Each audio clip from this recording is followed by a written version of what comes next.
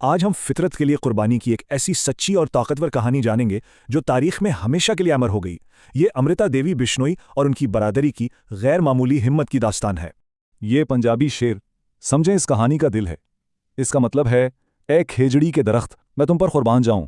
ये सिर्फ शायरी नहीं बल्कि एक अकीदा है, एक वादा जो इस पूरी दास्तान में गूंजता रहेगा। तो चलिए वक्त में थोड़ा पीछे चलते हैं और देखते हैं कि ये सब शुरू कैसे हुआ। बात है 1730 की दहाई की। जगह थी राजस्थान की रियासत जोधपुर। वहां के महाराजा अभय सिंह एक नया और शानदार महल बनवा रहे थे और जाहिर है महल की तामीर के लिए लकड़ी की बहुत ज्यादा जरूरत थी। इसी जरूरत को पूरा करने के लिए महाराजा ने अपने सिपाहियों को खेजड़ली नामी गांव भेजा। ये गांव मुकद्दस खेजड़ी के दरख्तों के लिए मशहूर था। हुक्म साफ था, दरख्त काटो और महल की तामीर के लिए लकड़ी ले आओ। लेकिन खेजड़ली कोई आम गांव नहीं था। यहाँ बिश्नोई बरादरी रहती थी और उनके लिए फितरत ही उनका मजहब था, उनकी जिंदगी थी। देखें, बिश्नोई लोग खुद को फितरत का मुहाफिज समझते हैं। उनके अकीदे में दरख्त और जानवर मुकद्दस हैं और वो सहराई माहौल में उनके साथ बिल्कुल अमन से रहते हैं। और सबसे अहम बात, उनके मजहब में हरे भरे दरख्तों को काटना या नुकसान पहुंचाना सख्त मना है। और यहीं जब महाराजा के सिपाही उस गांव पहुंचे तो उनका सामना हुआ एक ऐसी औरत से जिसने तारीख बदल दी, अमृता देवी बिश्नोई। अमृता देवी ने जैसे ही सिपाहियों को कुल्हाड़ी उठाते देखा, वो दौड़े और एक खेजड़ी के दरख्त को अपनी बाहों में भर लिया। उन्होंने सिपाहियों को ललकारा और साफ कह दिया कि वो अपनी जान दे देंगी लेकिन इस दरख्त को कटने नहीं देंगी।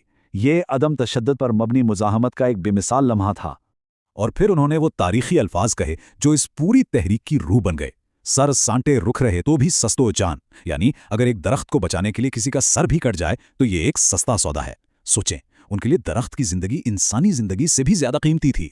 और यहां से कहानी एक बहुत ही अलमनाक मोड़ लेती है, जहां अकीदे का इम्तिहान कुर्बानी से लिया जाता है। जब सिपाहियों ने अमृता देवी की एक न सुनी और उन पर हमला कर दिया तो उनकी 3 बेटियां आसू, रत्नी और भागो भी अपनी मां के नक्शे कदम पर चल पड़ीं। उन्होंने भी दूसरे दरख्तों को अपनी आगोश में ले लिया ताकि उन्हें बचा सकें। ये मंजर देखकर गांव के बाकी लोग खामोश नहीं रह सके। वो भी जमा हो गए और वही नारा बुलंद करने लगे जो हमने शुरू में सुना था, समी मेरी वार मैं वारियानी समिए। एक फर्द की मुजाहमत अब पूरी बिरादरी की तहरीक बन चुकी थी। इस दिन 1, 2, 10 नहीं बल्कि एक एक करके बिश्नोई बरादरी के 363 अफराद ने दरख्तों को बचाने के लिए अपनी जानें कुर्बान कर दीं। मर्द, औरतें और बच्चे सभी ने दरख्तों से लिपट कर मौत को गले लगा लिया, लेकिन फितरत से अपना वादा नहीं तोड़ा। जब यह खबर महाराजा अभय सिंह तक पहुंची तो वो दहल गए। वो फौरन खेजड़ली गांव पहुंचे और जो कुछ हुआ उस पर शदीद शर्मिंदा हुए। उन्होंने उसी वक्त एक शाही फरमान जारी किया जिसके तहत उनकी रियासत में हरे दरख्तों को काटने पर हमेशा के लिए पाबंदी लगा दी गई। लेकिन ये कुर्बानी बेकार नहीं गई। इसने एक ऐसी मिरास छोड़ी जो आज भी जिंदा है। आइए देखते हैं कि इसने मुस्तकबिल को कैसे मुतासर किया। दरअसल ये जो वाकया था, यही दुनिया की पहली चिपको मूवमेंट थी। 20वीं सदी की जो मशहूर चिपको तहरीक थी, जिसमें लोग दरख्तों से लिपटकर उन्हें कटने से बचाते थे, उसकी असल प्रेरणा यही 1730 की अजीम कुर्बानी थी। तो हुआ ये कि 1730 की बिश्नोई कुर्बानी ने माहौलियाती तहफ़्फ़ुज़ के लिए अदम तशद्दुद पर मबनी एहतिजाज की एक मिसाल कायम की। दरख्तों से लिपटने का ये अमल आने वाली नस्लों के लिए एक मशअल राह बन गया। और फिर 1970 की दहाई की चिपको तहरीक ने इसी तरीके को आलमी सतह पर मशहूर किया, जिसने आज की माहौलियाती तहरीकों पर गहरा असर डाला है।